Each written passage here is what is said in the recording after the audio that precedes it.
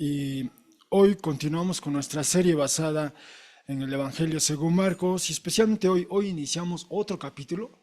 En las 4 sesiones previas tomamos el necesario tiempo para explorar con detenimiento el capítulo 6 y ahora estamos viendo ya bueno, vamos a iniciar a ver el capítulo 7. Bueno, estamos avanzando en nuestro estudio del Evangelio según Marcos. Y hoy veremos esta primera porción del capítulo 7, del versículo 1 al 23, bajo este título. Quizá el título es un tanto rimbombante, extenso, pero en un momento espero pueda apreciarse la razón de ese título. Por lo pronto, daré lectura al texto que estaremos explorando en estos minutos. Marcos 7, del 1 al 23, y les ofrezco esta traducción. Ustedes pueden seguirme con la que ustedes estén familiarizados. Así que Marcos 7, del 1 en adelante. Dice así Marcos 7:1, y se reúnen juntos en torno a él los fariseos y algunos de los escribas o gramateis, viniendo de Jerusalén. Y viendo algunos de los discípulos de él, que con manos profanas, esto es sin lavar, comen los panes, ya que los fariseos y todos los judíos, si no con, digamos, la mano apretada, se lavasen las manos, no comen, aferrándose a la tradición de los ancianos. Y por la plaza pública o mercado, si no sumergieren en agua, es decir, si no purifican, no comen. Y muchas otras existen, las cuales recibieron de otros para aferrarse. Lavamientos de copas y jarras y recipientes de cobre y divanes para comer. 7:5. Y preguntan a él los fariseos y los escribas: ¿por qué no andan los discípulos tuyos de acuerdo a la tradición de los ancianos? Al contrario, con manos profanas comen el pan. 7:6. Pero él dijo a ellos: apropiadamente profetizó Isaías acerca de ustedes, los farsantes o simuladores, como ha sido escrito: este pueblo con los labios me honra, pero el corazón de ellos a la distancia se mantiene lejos de mí. Pero en vano me veneran, enseñando enseñanzas, mandamientos de seres humanos. Dejando o prescindiendo el mandamiento de Dios, se aferran a la tradición de los seres humanos. 7:9. Y decía a ellos: apropiadamente rechazan el mandamiento de Dios, de modo que la tradición de ustedes permaneciera, ya que Moisés dijo: honra al padre tuyo y a la madre tuya, y quien habla mal o vitupera a padre o a madre, con muerte muera. 7:11. Pero ustedes dicen: si dijera un ser humano al padre o a la madre corbán, lo cual es ofrenda, lo que sea que de mí te fuese de ayuda, no más lo pasan a otro, nada por hacer para el padre o para la madre, invalidando la palabra de Dios con la tradición de ustedes, la cual pasaron o transmitieron a otros, y muchas cosas similares a estas ustedes hacen. 7:14. Y llamando hacia sí mismo de nuevo a la multitud, decía a ellos, escúchenme todos y comprendan. Nada existe desde afuera del ser humano ingresando en él que es capaz de hacerlo impuro. Al contrario, las que salen desde el ser humano son las que hacen impuro al ser humano. 7:17. Y cuando entró en una casa lejos de la multitud, preguntaban a él los discípulos de él por la parábola. Y dice a ellos: de esta manera también ustedes, carentes de entendimiento, son. ¿No comprenden que todo lo que desde afuera, ingresando en el ser humano, no es capaz de hacerlo impuro? Pues no ingresa en el corazón de él, al contrario, en el vientre y en el retrete sale, limpiando todos los alimentos. Pero decía: lo que sale del ser humano, eso hace impuro al ser humano, ya que desde adentro del corazón de los seres humanos, los malos razonamientos u opiniones salen. Relaciones sexuales inapropiadas, robos, asesinatos, adulterios, avaricias, maldades, engaño, disipación, ojo malo, blasfemia, arrogancia, necedad. Todas estas cosas malas desde adentro salen y hacen impuro al ser humano. Bueno, hasta aquí nuestra lectura. Y como bien dijo Carla, es un texto fuerte en un sentido, ¿no? Escuchamos, bueno, en un momento veremos otras maneras en que Jesús, por ejemplo, se refiere a sus discípulos, por mencionar unas, ¿no? Y esta otra lista que acabamos de leer, desde luego, es tan contemporánea, por decir lo menos. Y hablando de lo contemporáneo de esto, quisiera acercarme al tema que surge, que asoma, ¿no? Cómo lo que sale de nosotros daña a otros. Ah, Quisiera llamar su atención a este movimiento, se conoce como 36 meses. Este es un movimiento australiano, surgió en Australia. ¿Y qué es 36 meses? Bueno, 36 meses, dice, es un movimiento para el desarrollo de una adolescencia saludable, sin la influencia de las redes sociales, enfocado en los 36 meses que van de los 13 a los 16 años, ¿no? ah, am, am, Dicen ellos, fuimos el catalizador, el que impulsó, el catalizador detrás de la nueva legislación sobre las redes sociales en Australia. Reunimos más de 127,000 peticiones firmadas para incrementar la edad de la ciudadanía de las redes sociales por 36 meses, es decir, fueron de 13 a 16 años de edad. Algo que me parece, quizá algunos de ustedes cuando se dieron de alta en alguna red social les pregunta la edad, ¿eh? Y creo que la edad mínima, quizá todavía en México, es 13 años.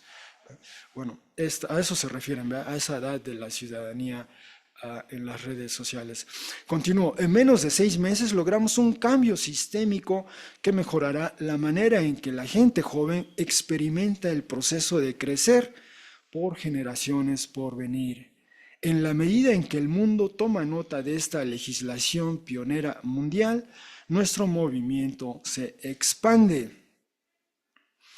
Y más adelante continúa la información de este sitio web o de este movimiento 36 meses. Dicen, los chicos necesitan más tiempo para desarrollar identidades saludables y seguras antes de exponerse al campo minado de las redes sociales. Hay una correlación directa entre el incremento de ansiedad, depresión, desórdenes alimenticios, daño a uno mismo y suicidio entre los adolescentes y la introducción de las redes sociales en el mundo. Esa es una afirmación muy fuerte.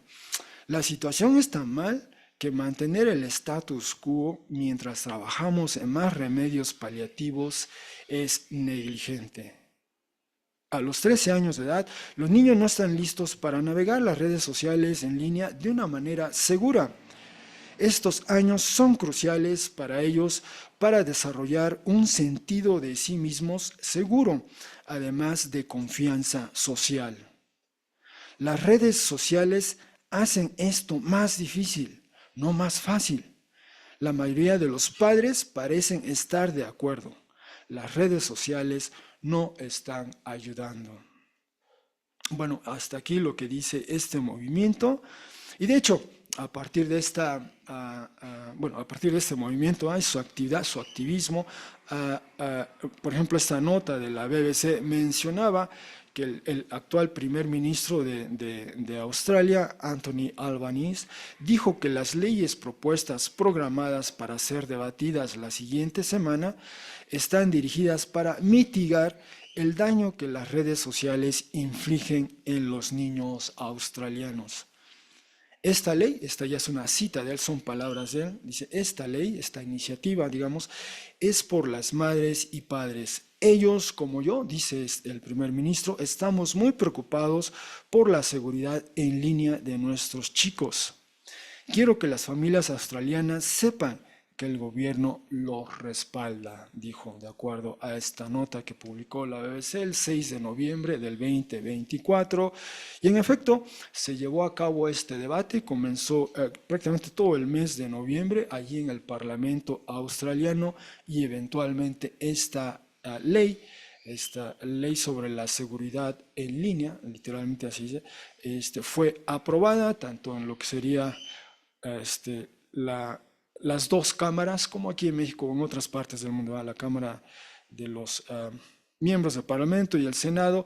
Y de hecho, finalmente se publica, esa es ya la versión final, la que fue debatida, revisada y finalmente aprobada por ambas cámaras, y ya está vigente.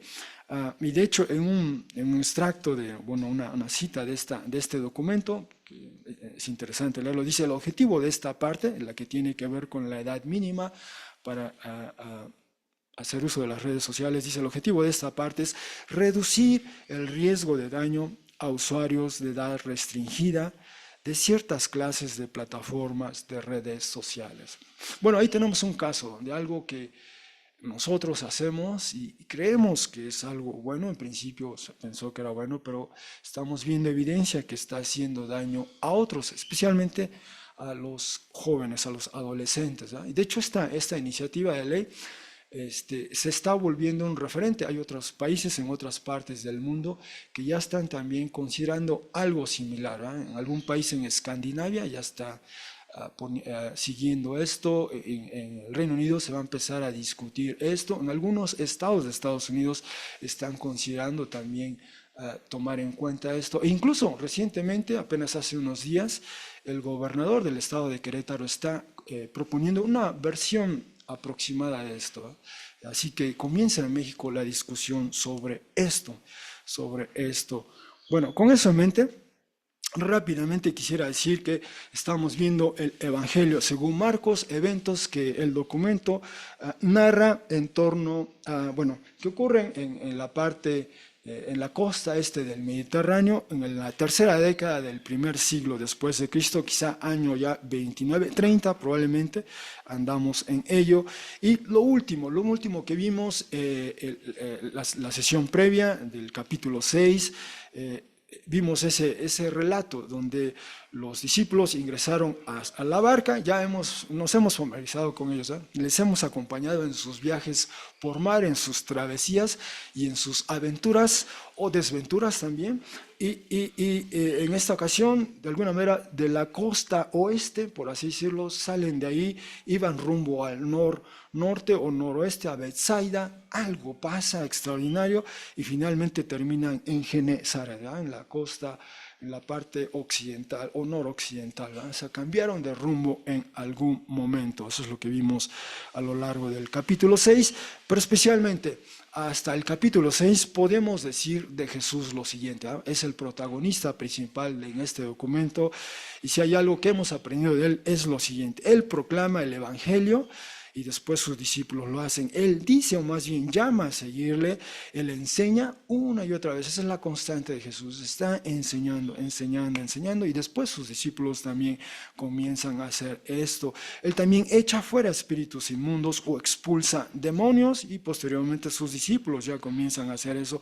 Él cura o sana a personas con varias clases de enfermedades. Hemos visto varios casos, personas de diversa edad, desde una niña de 12 años que ha destacado, a una mujer adulta, hombres, mujeres, en fin, y también sus discípulos ya hacen eso. Hemos visto que Jesús ora, es importante para él orar y es un buen ejemplo para nosotros. También él limpia, purifica personas que por su condición están excluidas ritualmente. Vimos también que él reprende el viento y silencia el mar. Y hay un eco ahí, una alusión de esas prerrogativas divinas que solo están confinadas a Yahvé Dios en el Antiguo Testamento. Vimos también que de él sale poder, dice así, para sanar. Él también levanta de la muerte a una niña de 12 años, por ejemplo. Fue un clímax que vimos ahí en el capítulo 5. Él también envía a aquellos que llamó para estar con él. Llegó el tiempo y vimos, los envía a proclamar, a sanar, a liberar. También pide Esto es importante también destacar. Pide a sus discípulos descansar un poco. También hay eso está en la agenda de Jesús, ¿verdad? El descanso. Pero también vimos hace dos domingos, ¿ya? Jesús celebró su simposio, ¿verdad? No solo los griegos, también Jesús celebró su simposio, pero de una manera muy peculiar y especial y espectacular, porque hubo 5.000 personas y presumiblemente hubo además de hombres, mujeres y niños, porque en la tradición griega solo estaba reservado para los hombres, pero donde vimos que Jesús toma, bendice, parte y da panes, ¿verdad? De 5 panes Él puede alimentar a una multitud de más de 5.000 personas, y de 2 peces puede también alimentar a una multitud de más de 5.000 personas. Eso es lo peculiar del simposio de Jesús, que de alguna manera anticipa lo que después sería esa última comida con sus discípulos. Y también la semana pasada esto fue lo extraordinario, ¿eh? Él camina sobre el mar, y con ello aprendimos que Él evoca esas prerrogativas divinas nuevamente reservadas solo para Yahvé Dios, el Creador. Particularmente vimos Job 9:8, literalmente en la versión en griego es lo que está citando Marcos tal cual al describir a Jesús.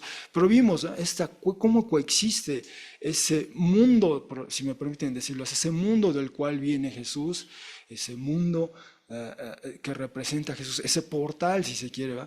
Coexiste con el nuestro, ¿no? Porque Jesús camina sobre el mar cuando al mismo tiempo sus discípulos están sobre la barca, flotando, ¿va? Donde opera el principio de Arquímedes, vimos la semana pasada, pero Jesús al caminar sobre el mar trasciende ese principio, ¿va? Nos muestra que hay una realidad más allá de lo que nuestros instrumentos, nuestros métodos de conocimiento, nuestra epistemología, ese es el término técnico, ¿va? Nos limitan, ¿verdad? Nos muestran, hay algo más allá de ello, y vimos eso, ¿eh? Jesús permitió a sus discípulos ver algo de Él en el mar por segunda ocasión. Bueno, hasta aquí es lo que hemos visto de Jesús, y desde luego esto no pasó desapercibido. De ahí que al iniciar a explorar nuestro texto, pues hubo quienes objetaron, cuestionaron el quehacer de Jesús y sus discípulos. Y esta es la objeción, así comenzamos con el capítulo 7. ¿eh? Se reúnen juntos en torno a Él, es decir, está Jesús, está con los suyos, ha terminado este momento, vimos, ha caminado sobre el mar, digiriéndolo, procesándolo, y después de ello estuvo sanando a multitudes. Así concluye el capítulo 6, y de buenas a primeras, probablemente entre esas multitudes, se acerca este grupo más compacto, rodea a Jesús, y son los fariseos y algunos gramatees. A ellos ya les habíamos visto, capítulo 2, 16, 2, 18, 2, 24, 3, 6, o los gramatees desde el 1, 22, 2, 6, y ya sabíamos que algunos de ellos incluso habían venido desde Jerusalén. Y no es la primera vez que le cuestionan a Jesús, ¿no? Cuando Jesús recibe a este hombre que desciende del techo, sus amigos le hacen descender del techo en una camilla, y Jesús lo primero que habla es de perdonar pecados, ¿verdad? Y entre su audiencia hay fariseos, ¿verdad? Y se cuestionan, ¿cómo? A ver, un momento, el único que tiene esa prerrogativa para perdonar pecados es Dios mismo, ¿verdad? Y además, después de hacerlo, a eso hay que hacer algo en el templo, ¿verdad? Y Jesús responde a ellos, o también son los que le dicen, bueno, tú por el poder de Beelzebú echas fuera a los espíritus inmundos, a los demonios. Y Jesús responde, habla de el más fuerte, con respecto al fuerte. Bueno, no es la primera vez que le cuestionan, así que vienen, están alrededor de él, surgen dentro de esa multitud. Ellos desde luego han sido testigos.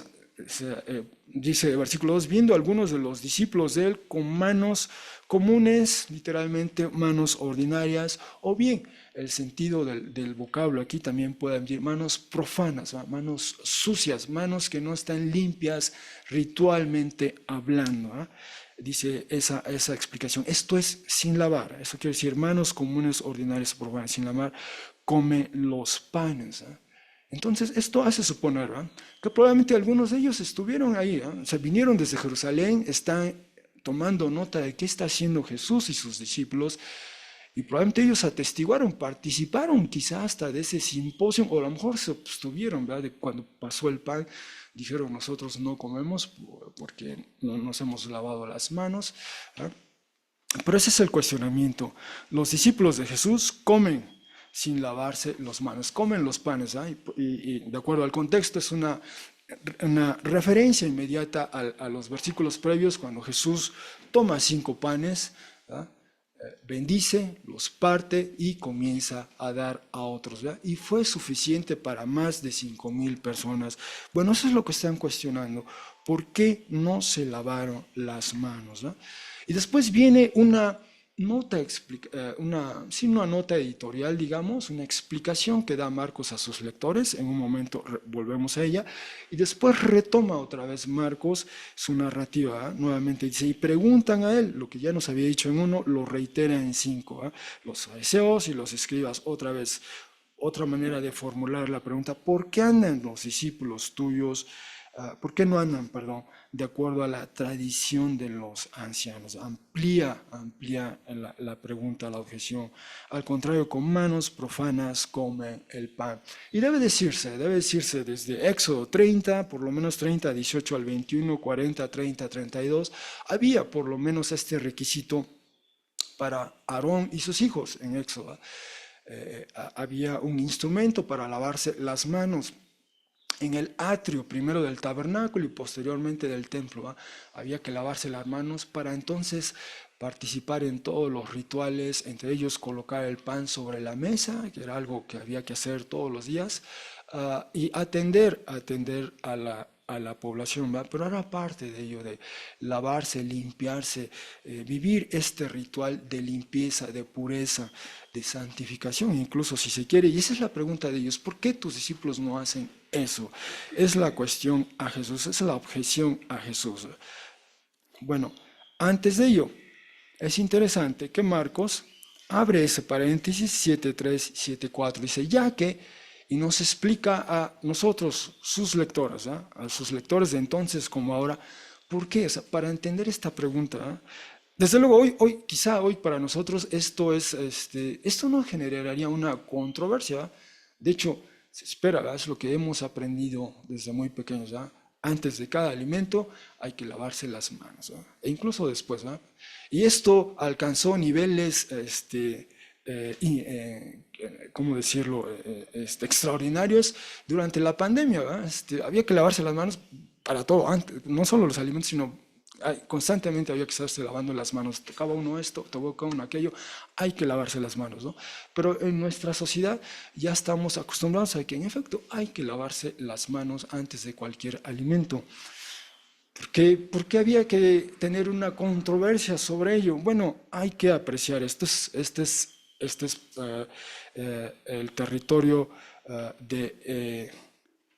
en Galilea, digamos Galilea, primer siglo, tercera década del primer siglo, así que Marcos introduce esta nota explicativa, dicen, ya que los fariseos, y de hecho todos los judíos, dice, y ahora viene una expresión que ha generado, es igual otra conversación por sí misma, ¿verdad? ¿Cómo entender esa frase? Literalmente dice así, esa es una traducción literal, si no con la mano apretada o con el puño se lavasen las manos. ¿Cómo entender esa frase única solo en el Evangelio según Marcos? ¿Ah? Y eso ha generado, ¿cómo entender esto? ¿Ah? Como que con la mano apretada se lavasen las manos. ¿Cómo se lava uno las manos así? ¿Ah? Bueno, ha generado, repito, mucha conversación, cómo entender esa frase, pero la idea es que de alguna manera se tienen que lavar las manos, dice. Todos los judíos, si no se lavasen las manos, no comen. ¿No? Eso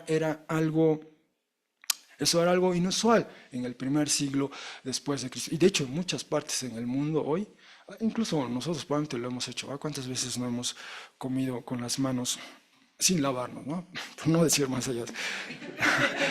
¿En cuántas circunstancias nos hemos visto así, ¿verdad?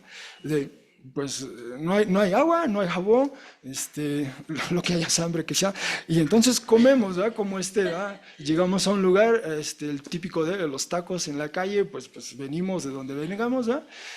Pedimos nuestra orden de tacos y estamos comiendo así, no nos lavamos las manos, ¿verdad? Pero aquí era el punto ¿verdad? los judíos, si no se lavasen las manos, no comen. Hay una tradición, ellos se aferran, dice. Eso es lo que nos está informando Marcos. Marcos nos invita a asomarnos al primer siglo, a esa tercera década del primer siglo, y nos dice, ¿va? Para entender esta conversación entre Jesús y los discípulos, ustedes necesitan algo de contexto, algo de trasfondo, ¿va? Bueno, sépase que en ese lugar había que lavarse las manos para comer, y eso es parte de una tradición. Y dice, por la plaza pública o por el mercado, ¿va? Si no, literalmente dice, si no sumergieran en agua, literalmente se deciría, si no se bautizan, ¿va? Eso es lo que quiere, ese es el verbo que está usando, de hecho, Marcos, ¿va? El verbo bautizar, que es sumergir en agua. Si no se bautizan, si no se lavan ceremonialmente, si no se purifican, no comen, ¿no? Y además dice, hay muchas otras tradiciones, ¿no? En este sentido, dice, las cuales recibieron de otros, digamos de la generación previa, y se aferran a ella. Y habla, literalmente usa esta expresión, habla de bautismos, es como hemos visto en otras ocasiones, de hecho al principio de nuestro evangelio, bautismo quería decir sumergir algo en agua, remojar, digamos, un pedazo de pan en café con leche, por así decirlo. Eso es un bautismo, decíamos, ¿verdad? Eso quiere decir remojar algo en agua. Entonces había que sumergir algo en agua, o había que lavar copas, jarras, recipientes de cobre o calderos, ¿verdad? Donde se hacía el alimento, e incluso los divanes para comer, aquí, allí donde se recostaban. Si recordamos la imagen que vimos la semana pasada del simposio allá de los griegos, ese diván, ¿verdad? Donde se recuesta la gente para comer. Bueno, todo eso era importante observar eso, eso era parte. ¿Pero por qué? ¿Por qué había tanto énfasis en ello? Bueno, vamos a citar a Josefo, ya nos es conocido Josefo, le hemos citado varias veces, él nos ha hablado de Jesús, del hermano de Jesús, de Jacobo, nos ha hablado de Juan el Bautista, nos ha hablado de Jesús mismo, ¿eh? Así que ahora vamos a citar a él, y dice lo siguiente en esta obra que se llama Contra Apio, es una de sus obras tardías, quizá finales del primer siglo, década de los 90, digamos, del primer siglo. Dice, habiendo transcurrido un tiempo inconmensurable, si se compara la época en que vivió Moisés con la de los demás legisladores, se puede ver que durante todo ese tiempo las leyes han sido aprobadas por nosotros y han originado cada vez más la envidia de todos los demás hombres. Los primeros, los filósofos griegos, aparentemente observaban las leyes patrias.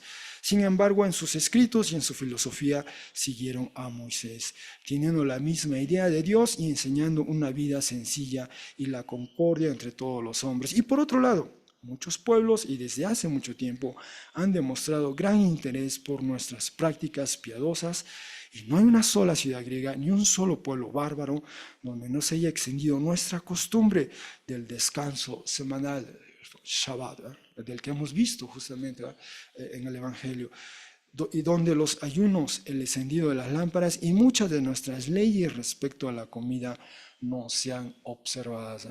Y esto deja entrever, tan solo citando a Josefo, de cómo estos distintivos, estas tradiciones, eran una manera de comunicar a los demás quiénes eran ellos, ¿verdad? Eran parte de sus distintivos sociales, de aquello que los delimitaba, que los distinguía de otros grupos, ¿verdad? Y no era quizá necesariamente por presumir a otros quiénes eran, sino incluso en algunas circunstancias era parte de su supervivencia. En el siglo segundo antes de Cristo, año aproximadamente 147, en ese tiempo, todo ese territorio, el territorio de Palestina, lo que es Galilea al norte, en medio Samaria, al sur Judea, todo ese territorio estaba bajo el dominio de un rey, de los Seleucidas, se le conoce así, esta rama que desciende del rey Alejandro el Grande, el Macedonio, ¿va? Se fragmenta su gran imperio y los seleucos se hacen de ese territorio en el segundo siglo.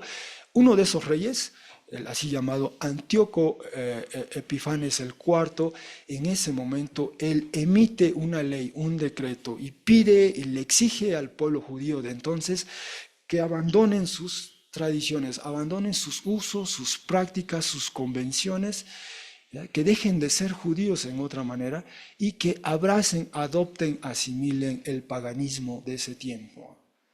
Y hubo un movimiento de resistencia, ¿ah? Y ese movimiento de resistencia dio pauta a que un movimiento armado se alzara, ¿ah? Y comienza una revuelta, la revuelta judía, conocida más como la de los macabeos, ¿ah? Y eventualmente esa revuelta judía concluye con ellos expulsando las fuerzas de ese rey y eventualmente logran cierta autonomía, ¿ah?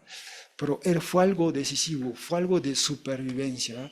Nosotros somos los judíos, el pueblo de Dios, y estos son nuestros usos y costumbres, y nadie nos puede venir a pedir que nos desentendamos de ella, ¿va? Entonces eran parte de sus distintivos, ¿eh? Distintivos. De ahí lo crucial. En esa época, en el tiempo de Jesús, el espíritu nacionalista estaba todavía muy vivo, muy fuerte, ¿eh? Pero así que esa es la pregunta, esa es la explicación de Marcos, ¿ah? Esto importa mucho a ellos y hay estas razones históricas, entre otras, ¿ah? Es importante, ¿ah? E incluso más allá, o sea, cuando Josefo escribe, ya había pasado el año 70, ya está hablando del año, está escribiendo en el año 90, quizá a finales de ese primer siglo, y ya para entonces, en el año 70, Jerusalén primordialmente, pero especialmente el templo había sido destruido en el año 70 justamente por legiones romanas dirigidas por Tito, ¿ah? Aplastaron una revuelta judía que inició en el año 66, pero todavía estaba vivo ese espíritu de identidad judía, ¿no? Así que ese es el contexto que nos ofrece Marcos como lectores, ¿ah? Para apreciar esta objeción que le hacen a Jesús, ¿ah? En otras palabras, quizá lo que está diciendo Marcos, ¿por qué tus discípulos no abrazan ese nacionalismo judío, que se expresa de esta manera? Esa es quizá la pregunta sutil que están planteando ellos. Ustedes no son nacionalistas, no siguen esta causa, quizás es en realidad lo que están preguntando. ¿Y cómo responde Jesús? Bueno, Jesús responde, como lo hemos visto, él argumenta desde la palabra.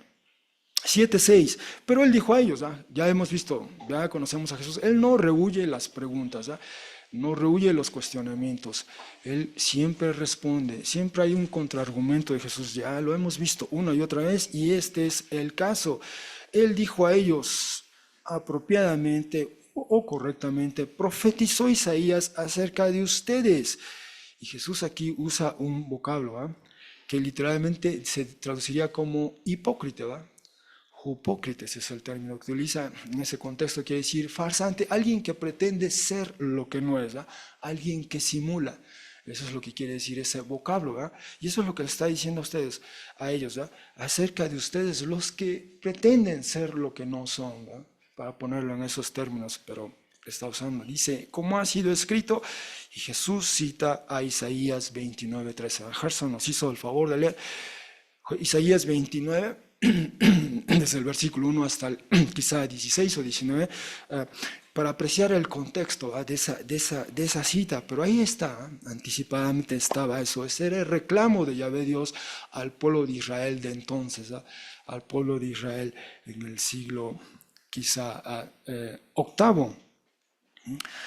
Y dice, este pueblo con los labios me honra, pero el corazón de ellos a la distancia se mantiene lejos de mí. Hay un divorcio, ¿verdad? Hay una distancia, hay una fractura entre lo que verbalizamos y lo que realmente está dentro de nosotros, lo que sentimos, ¿verdad? Eso es lo que quiere decir ahí el corazón. El corazón está lejos. Dice, en vano me veneran o adoran enseñando enseñanzas. ¿Y qué son estas enseñanzas? Son mandamientos de seres humanos, ¿verdad? Así que este es el reclamo de Yahvé Dios, esto es siglo octavo, y Jesús recupera ese reclamo y con ello comienza su respuesta a estos fariseos y gramates, ¿eh? Y Jesús usa un término fuerte, ¿eh? Ustedes pretenden ser lo que no son, se dirige así primero a ellos. Cita este texto, ¿eh? Comienza el contraargumento de Jesús y este es el punto de Jesús, dice, abandonando, prescindiendo, desentendiéndose del mandamiento de Dios, ¿verdad? Se aferran a la tradición de los seres humanos, ¿verdad? Esta tradición que puede ser distorsionada, por ejemplo, por ciertos nacionalismos, como era el caso ya en el primer siglo. Continuamos viendo 7:9, y decía ellos, otra cita de Jesús, ¿verdad? Correctamente, apropiadamente, rechazan el mandamiento de Dios, de modo que la tradición de ustedes permaneciera. Así que Jesús ya inició su contraargumento y ahora comienza con el primer punto. Dice, ya que Moisés dijo, honra al padre tuyo y a la madre tuya. Jesús nuevamente está citando Éxodo 20:12, Deuteronomio 5:16, textos muy conocidos para sus interlocutores, para todos sus oyentes, todos los que estaban escuchando esta conversación, muy familiarizados con ese texto. Y también dice, quien habla mal o quien insulta o quien vitupera a padre o a madre, con muerte o por muerte llegue a su fin o muera. Y ahí está citando Éxodo 21:16, especialmente la versión en griego, pero está citando otra vez la escritura a Jesús. Con esos dos puntos, entonces Jesús dice, ustedes dicen, si dijera un ser humano al padre o a la madre, Corbán, y presumiblemente esto es algo que todo el mundo en aquel tiempo sabía que quería decir, y por eso dice Marcos, lo cual es regalo o dádiva u ofrenda. Otra vez Marcos tiene que aclarar para nosotros los lectores qué significa Corbán. En aquel tiempo todo el mundo sabía que era Corbán. Si alguien dice Corbán, y entonces dice, lo que sea que de mí te fuese de ayuda, no más lo pasan a otro. Nada por hacer para el padre o para la madre. En otras palabras, Corbán, si alguien tenía padre o madre, ellos tenían necesidad, pero esta persona dice Corbán, entonces es una manera de justificar que no puedo ayudar a mi padre o a mi madre. Esto que es Corbán ya lo reservé, digamos, para Dios y por lo tanto ya estoy imposibilitado de ayudar a padre o madre. Y ese era el cuestionamiento de Jesús. Ustedes han forjado esta tradición. Ustedes toleran, ustedes permiten esta tradición un tanto injusta, cuando la escritura más bien dice honra al padre tuyo, honra a la madre tuyo, o quien hable mal del padre o la madre, hay que honrar a los padres.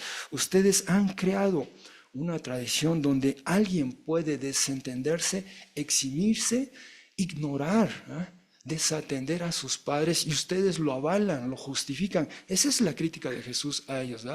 Ustedes vienen a mí cuestionándome por las tradiciones, pues miren, esta es su tradición. Su tradición distorsiona la palabra de Dios, la hace menos, la hace a un lado, la margina, la excluye. Y en cambio, ustedes introducen prácticas, usos, costumbres humanos que tienen algo de injusticia, que no honran en realidad el espíritu de la Torah. Lo que Dios quiere de nosotros es que, entre otras cosas, honremos a nuestros padres, pero ustedes están permitiendo, están tolerando que más bien no lo hagamos, y solo se justifican bajo este principio humano del Corbán. Entonces vean cómo Jesús responde ese contraargumento de Jesús. Le están cuestionando, ¿por qué tus discípulos no se lavan las manos para comer? Y Jesús les cuestiona de otra manera. Imagínense estar rodeado de toda esta multitud todavía escuchando esos argumentos de Jesús, haciéndoles pensar, los fariseos y los gramadeyos están haciendo esto, ¿no? Ahora, debo decir, ¿qué es Corbán? Bueno, Corbán, de hecho, ese vocablo solo aparece aquí, en Marcos 7:11. En todo el Nuevo Testamento, no hay ningún otro documento en el Nuevo Testamento que use este vocablo Corbán. En la versión en griego del Antiguo Testamento no figura ese vocablo. Y, por ejemplo, hay un par de ocasiones que aparece en la obra de Josefo, en el Corpus Josefiano.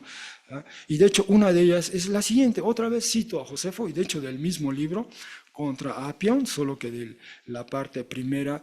Y dice así lo siguiente, esta cita: nuestro pueblo, hablando del pueblo judío, nuestro pueblo tampoco era desconocido en las ciudades de la antigüedad, y en algunas se habían difundido muchas de nuestras costumbres que se consideraban dignas de imitación.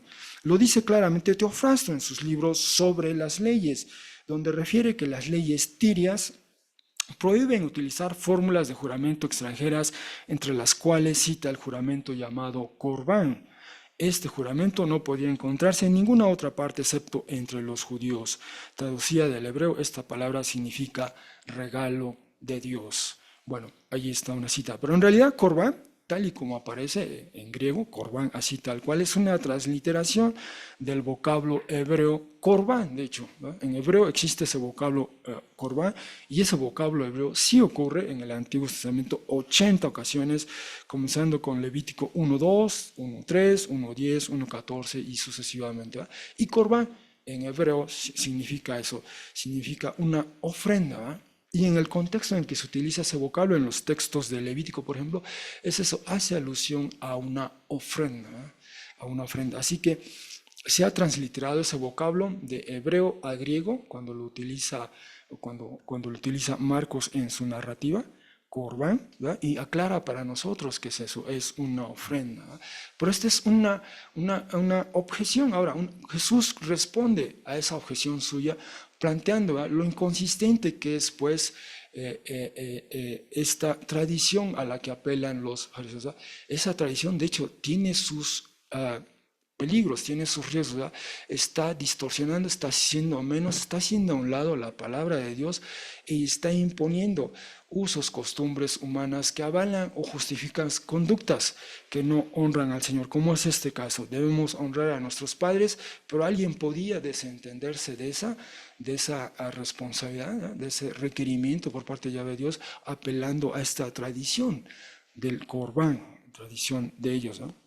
Y eso es lo que dice Jesús, invalidando la palabra de Dios por la tradición o con la tradición de ustedes, la cual pasaron o transmitieron a otros. Y dice, y muchas cosas similares a esas ustedes hacen. Algunas de ellas, bueno, volveremos a algunas de ellas en los siguientes capítulos, ¿verdad? Veremos cómo otra de sus tradiciones Jesús las sigue cuestionando, haciendo ver cómo sus tradiciones humanas se imponen, ¿va?, hacen menos la palabra de Dios. Esta es, pues, la respuesta de Jesús.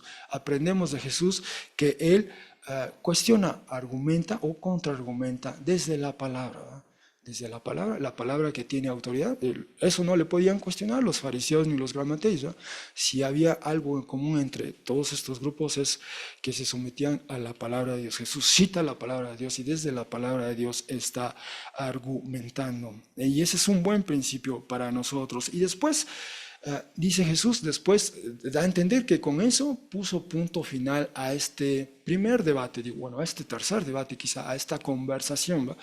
La respondió Jesús, la respondió a plenitud, la respondió desde la palabra, y entonces se vuelve ahora la multitud. Todavía está esa multitud, recordemos en el capítulo 6, después de ver a caminar Jesús en el mar, se subió a la barca, llegó con ellos a Genezaret, y allí tenía toda esta multitud que llegó e incluso trajo sus enfermos, y ellos pedían que solo con tocar el borde de la prenda exterior de Jesús podían ser sanos. Bueno, había una multitud ahí, así que Jesús llama a esa multitud y les dice, escúchenme todos y comprendan, nada existe afuera del ser humano ingresando en él que es capaz de hacerlo impuro o profanarlo. Al contrario, las que salen desde el ser humano son las que hacen impuro o profanan al ser humano, ¿eh? La cuestión de los fariseos era que si uno no se lavaba las manos al comer los alimentos, entonces uno estaba incurriendo en cierta condición de impureza, ¿eh?, de cierta condición de ser profano, ¿eh? Y Jesús objeta eso, ¿eh? Ya dio primero Jesús, la respuesta de Jesús fue ver que las tradiciones de los fariseos no son del todo, vamos a decirlo así, bíblicas, ¿eh? Viene un elemento humano que trastoca, que hace menos, pues, la enseñanza bíblica. Pero ahora Jesús va más allá. Y ahora dice que no hay nada que nos haga, que fuera del ser humano, no hay nada que nos vuelva a nosotros impuro o profano, ¿eh?, sino más bien lo que sale del ser humano es lo que hace impuro o profano a otro ser humano. Ese es el punto de Jesús, ¿eh? Y ahí concluye esta primera parte, esta escena pública, esta conversación pública. Lo dijo a todos, ¿eh? Y desde luego, este es otro debate al que vuelve constantemente el Nuevo Testamento. En Hechos 10, si brevemente recordamos ese episodio, tenemos a Pedro, sube a la azotea de la casa donde se está hospedando y tiene una visión, ¿va? Y en esa visión dice que baja un lienzo, una manta, 3 veces, ¿va? le ve bajar, es en esa visión, está en éxtasis, dice el texto que está en éxtasis, previo a que le están preparando de comer, tiene hambre, sube a la azotea, está orando y de repente entra en un éxtasis, ve esta visión, esta manta, y dice, en esa manta hay muchos animales de muchos tipos, y escucha una voz que le dice, Pedro, mata y coma. Y él dice, no, Señor, nunca he comido a un animal impuro, o sea, carne de animal impuro, y recibe la palabra, lo que Dios llama limpio, tú no lo llames profano o impuro. Eso es Hechos 10, 15. Después tenemos ese gran debate en Hechos 15. Una de las objeciones es que para los que creían en Jesús, algunos pedían que fueran más allá y que también se abstuvieran de comer ciertas cosas, así como los judíos de la época. Y viene ese debate intenso y se resuelve, no, solo tienen que creer en Jesús y sí tienen que vivir una vida congruente con el Evangelio, pero no tienen que observar esas reglas particularmente judías. Ese fue el debate en Hechos 15. Y luego en Romanos 14, otra vez Pablo saca ese tema escribiendo a comunidades de fe en la capital misma del imperio. Es un tema que estaba allí presente, muy presente. Y bueno, el punto de esto es ello. Jesús cita la palabra, pero además Jesús tiene una perspectiva holística de la palabra. Y con ello me refiero a que cubre toda lo que hoy nosotros podemos llamar la narrativa bíblica. Algunas de las normas, disposiciones, si uno lee Levítico 11, Levítico 17, en efecto había disposiciones para el pueblo de Israel, qué carne de animales comer, qué carne de animales no comer. Quizá lo más conocido era la carne de cerdo. Un israelita primero, un judío después, incluso hoy día un judío ortodoxo no comería carne de cerdo. Y esa disposición está allí, Levítico 11, después Levítico 17, pero antes, al principio, como Jesús posteriormente veremos suele hacer, se remonta al principio, y en el principio dice Génesis 1:29, les dijo Dios, mira, les he dado toda hierba que produce semilla, la cual se halla sobre la faz de toda la tierra, y todo árbol en cuyo fruto de árbol produce semilla, para ustedes servirá por alimento.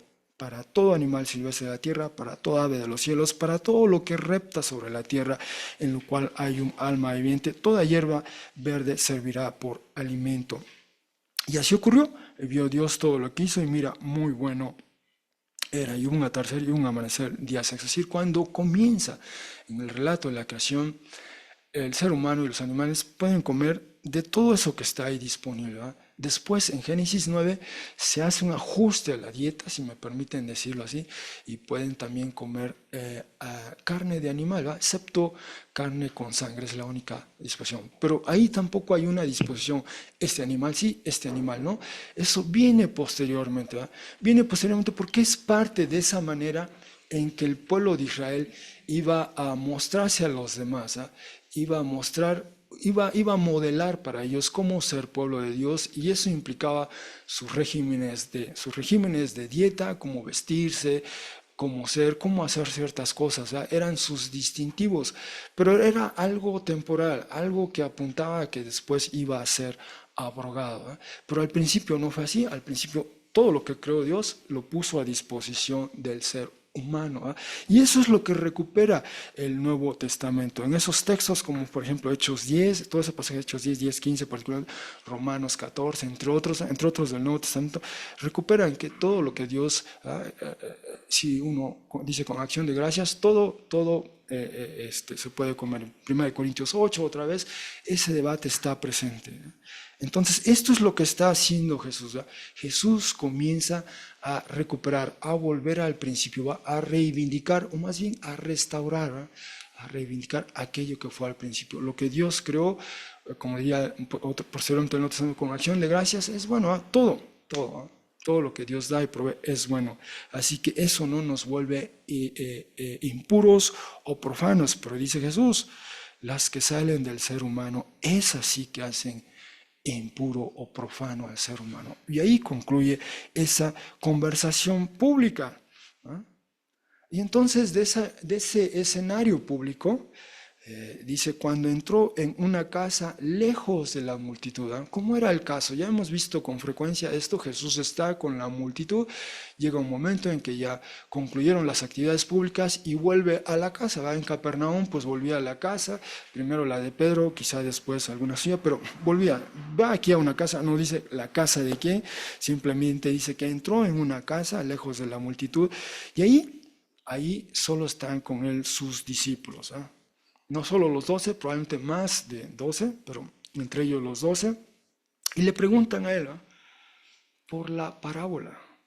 Ellos asumen que esto que dijo Jesús en versículo 14 y 15 fue una suerte de parábola. Estas breves historias, ya Jesús les tenía acostumbrados a estos relatos breves, ¿verdad? Con alguna enseñanza. Y le dicen, le van a hacer una pregunta. Ahora ellos, ya no los fariseos, los grandes, ahora ellos le van a hacer una pregunta. Pero antes de ello, no sé si notaron, ¿verdad? Estábamos en el versículo 15 y avanzamos al 17. ¿Y qué hay de Marcos 7, 16? De hecho, ¿alguien tiene su Biblia ahí a la mano? ¿Me puede decir si tiene Marcos 7, 16? ¿Sí? ¿Me lo puede leer por hermana, por favor? Si alguno tiene oídos para oír, oiga. Ok, 7, 16. ¿Esa es versión Reina Valera? Reina Valera. Bueno, resulta que en los manuscritos más antiguos, por ejemplo, el Códice Sinaítico, este códice es un libro, tiene prácticamente todo el Nuevo Testamento y es una de las colecciones completas de todo el Nuevo Testamento más antiguo, data del siglo IV antes de Cristo y está en exhibición permanente en la Biblioteca Británica allá en Londres. Y por ejemplo en el Códice Sinaítico, por mencionar alguno, no aparece ese versículo. En copias posteriores, en manuscritos posteriores, aparece ese versículo 7, 16, ¿verdad? El que tiene oídos, como dijo la hermana, pero ese versículo tal cual aparece en Marcos 4, 23 probablemente es la referencia, ¿va? Así tal cual, ¿va? Entonces este es un caso, como empezaremos a ver posteriormente en el Evangelio de Marcos. Este no será el primero, ni el único, ni el último. Entonces, donde veremos que de repente en la secuencia de la numeración de los versículos, de repente hay una laguna, ¿verdad? Hay un salto, digamos. Aquí pasamos del 15 al 17, que fue del 16. Bueno, simplemente en la edición crítica reciente en griego del Nuevo Testamento, bueno, el comité editorial decidió que solo ese versículo aparece en copias posteriores, pero en las más antiguas no aparece, y simplemente se tomó la decisión de que ya no apareciera, que ya no se publique, y solo se pone ahora una nota al pie de la página.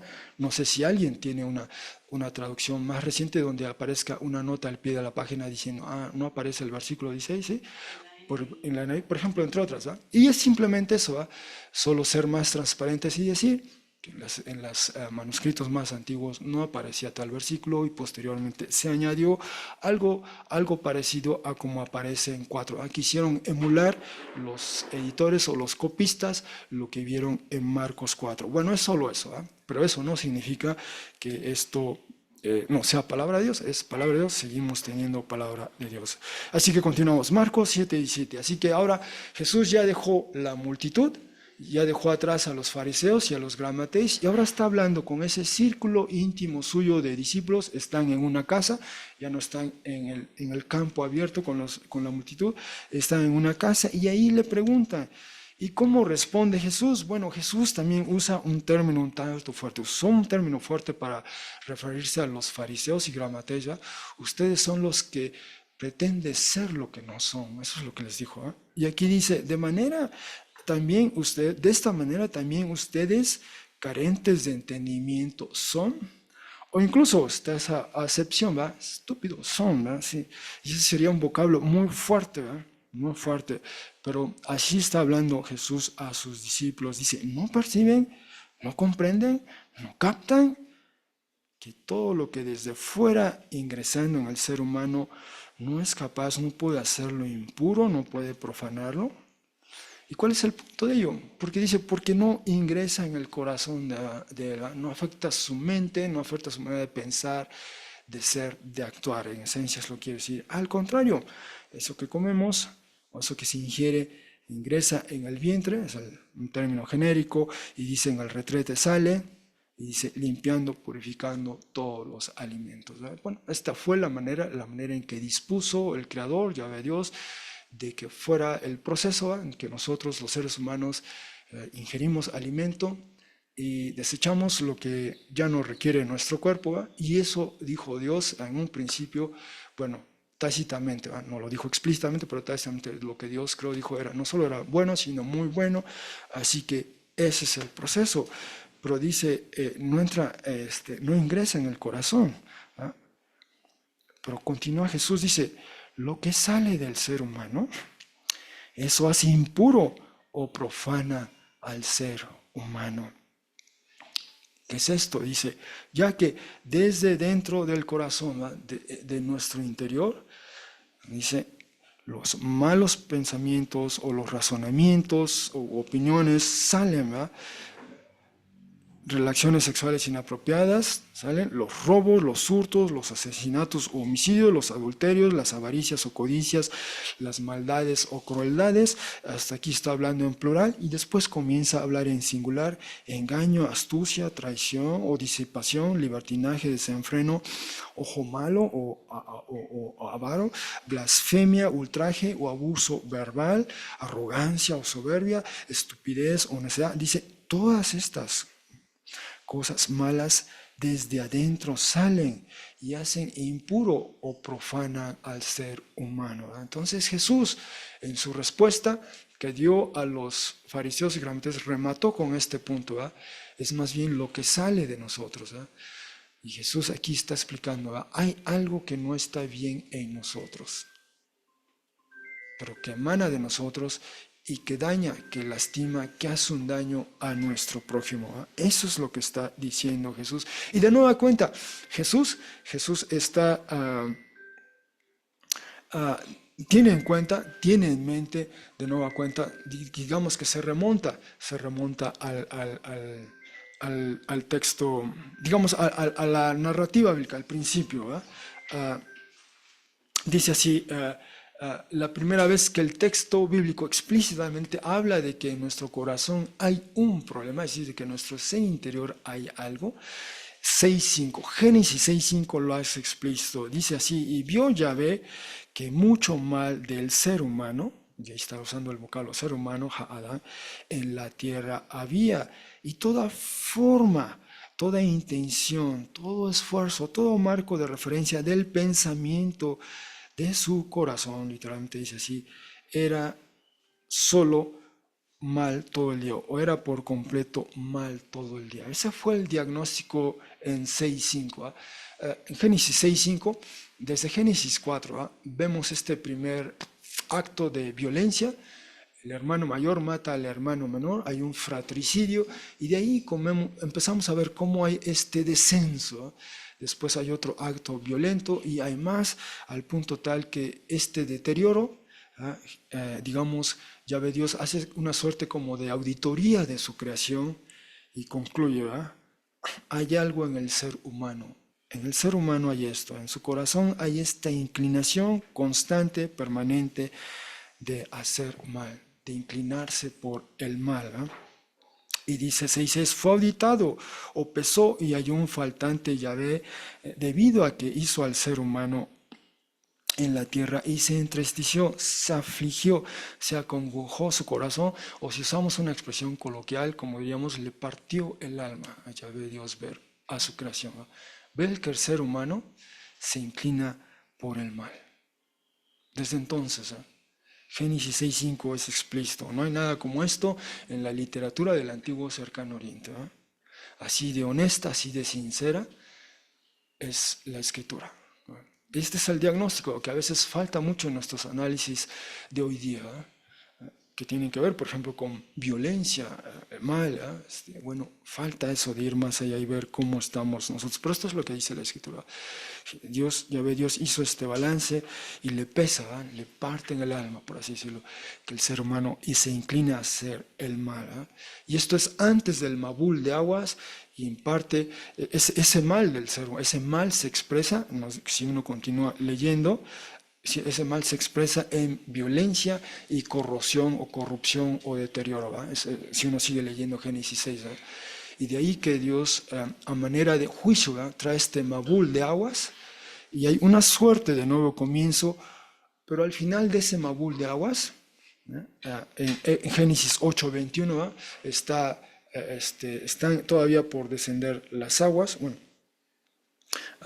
Bueno, descienden las aguas y lo que hace primero Noé es ofrecer un sacrificio a Yahvé Dios, y en ese sacrificio dice Génesis 8:21, y dijo Yahvé para sus adentros, o a su corazón literalmente dice, no haré de nuevo el disminuir o degradar de nuevo el suelo cultivable debido al ser humano, ya que la forma, la intención, el esfuerzo, el marco de referencia del corazón del ser humano se inclina al mal desde su vida temprana.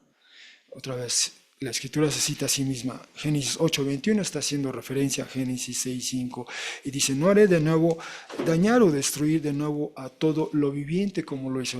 Una consecuencia en Génesis 6 de este mal del ser humano que se expresa en violencia y corrupción es la disrupción que trae a su entorno. Y ese es un vínculo entre el deterioro ecológico y el mal del ser humano. Ese vínculo que lo hace es muy fuerte en la escritura y a veces se pierde de vista en nuestros análisis hoy día por ejemplo, del cambio climático, por ejemplo.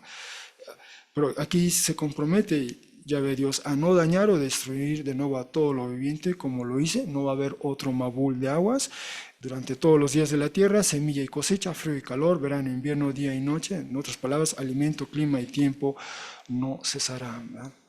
Pero el problema del corazón está allí y Yahvé Dios va a desarrollar otra manera de abordar ese desafío, y ese desafío veremos cómo Jesús lo aborda a plenitud. Él va a renovar, Él va a transformar, Él va a darnos un nuevo corazón para ya no profanar a nuestro prójimo, para ya no profanar a nuestro prójimo. Así que esta es la respuesta de Jesús, de lo que sale de nuestro corazón. Y repito, desde Génesis 5, Génesis 8:21, está ahí latente. De hecho, esa fue la razón por la cual leímos Romanos 1, del 16 al 32, otro de estos pasajes clásicos que igual Pablo hace esa crítica de sus contemporáneos, una crítica al paganismo, una crítica al judaísmo de su época, pero en su crítica al paganismo en particular habla de cómo el darle la espalda a Dios, ¿verdad? Habla de asebeia y adiquía, ¿verdad? El no honrar al Señor tiene esta consecuencia en nuestras relaciones sociales, ¿verdad? La asebeia y la adiquía. Asebeia, el no honrar, el no tener en cuenta, el no honrar como se debe a Dios el Creador, porque el paganismo, si algo tiene, es que veneraba a muchos dioses, ¿verdad?, pero no al Dios verdadero. Si no se tiene bien esa relación vertical, entonces las relaciones entre los seres humanos devienen en adiquía, lo que Pablo llama adiquía, esa injusticia, ¿verdad? Esa injusticia que se expresa de muchas maneras y, por ejemplo, nuestra convivencia social se deteriora. Y de ahí la lista con la que concluimos esa lectura de Romanos 1, de 18 a 32, un tanto parecida a esta. Coincide mucho esa lista de Romanos 1, del 18 a 32, con esta que tenemos acá. Y hablando de esta lista, decía, algunos vocablos están en plural, otros en singular. Los que están en plural particularmente se refieren a esos a lo que llamamos Éxodo 20, los otros mandamientos sociales, ¿verdad? No matarás, no hurtarás, no codiciarás, no cometerás adulterio. Bueno, aquí están expresados de forma positiva, ¿verdad? En el texto de Éxodo 20 están expresados de forma negativa, ¿verdad? Y algunos de ellos también son una expresión de lo que hemos visto, pero en esencia es eso, ¿verdad? Esto que emana de nosotros daña, lastima a nuestro prójimo, ¿verdad? Y ese es el punto que está haciendo Jesús, ¿verdad? Ese es el punto que está haciendo Jesús. Y lo explica a sus discípulos, y esperaba Jesús que sus críticos, ¿verdad?, los fariseos, los gramateis y toda esa multitud a escucharle hubiera recordado Génesis 5, Génesis 8, 21, y de ahí en adelante todas esas expectativas, particularmente en el texto del profeta Jeremías, de que Dios les daría un nuevo corazón, ¿no?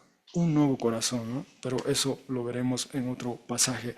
Pero este es el punto, hermanos. Entonces, en conclusión, ante la actividad de Jesús y sus discípulos, la reacción por parte de los fariseos y Gramatei se expresa a través de objeciones en torno al lugar de las tradiciones en el quehacer de los discípulos. Así que Jesús responde a tales objeciones con argumentos a partir de la Escritura y particularmente Jesús contempla esta narrativa bíblica. Se va más atrás de Moisés, digamos, ¿no?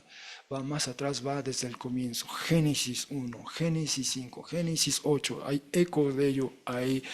Y por lo tanto Jesús revela el gran desafío que presenta el corazón del ser humano para otros seres humanos, ¿no? Y este es un desafío también para nosotros hoy día, ¿eh? Nuestras políticas públicas, convenciones sociales, en tanto no tengan presente esa realidad del ser humano, esa antropología bíblica, ¿eh? Van a estar muy limitadas o si no condenadas al fracaso, ¿eh? Porque no atienden el problema de raíz, ¿eh? Y eso hay que tenerlo en cuenta. Algunas implicaciones de lo que hemos visto hoy, bueno, puede ser esta, por ejemplo, ante objeciones a nuestro estilo de vida y ministerio, porque somos seguidores de Jesús, porque creemos a Jesús, recurrimos a la Escritura para responder, es decir, articulamos nuestros contraargumentos desde la Escritura o a partir de la Escritura.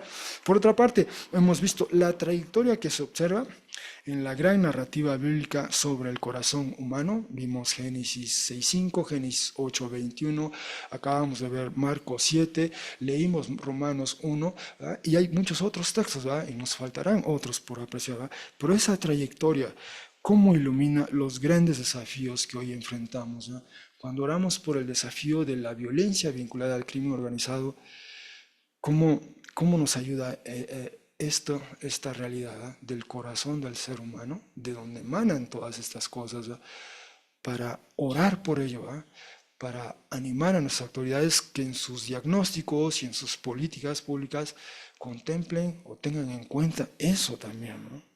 Finalmente, todos forjamos tradiciones, nosotros como comunidad tenemos nuestras tradiciones. La pregunta es, ¿estas tradiciones honran, ¿verdad? Reivindican la Escritura, particularmente nuestras tradiciones honran a Jesús, ¿eh? Es un buen momento para repasar, revisar lo que nosotros hacemos como individuos, como familias, como comunidad, ¿verdad? Hacemos nuestras tradiciones, nuestras costumbres que pasamos de una generación a otra, las podemos evaluar a la luz de la Escritura y si hay algo que la hace menos, que la margina, ¿verdad? Que incluso la contradice, es momento para rectificar, ¿verdad? Esa es la lección también que nos deja este pasaje. Bueno, gracias hermanos por su atención.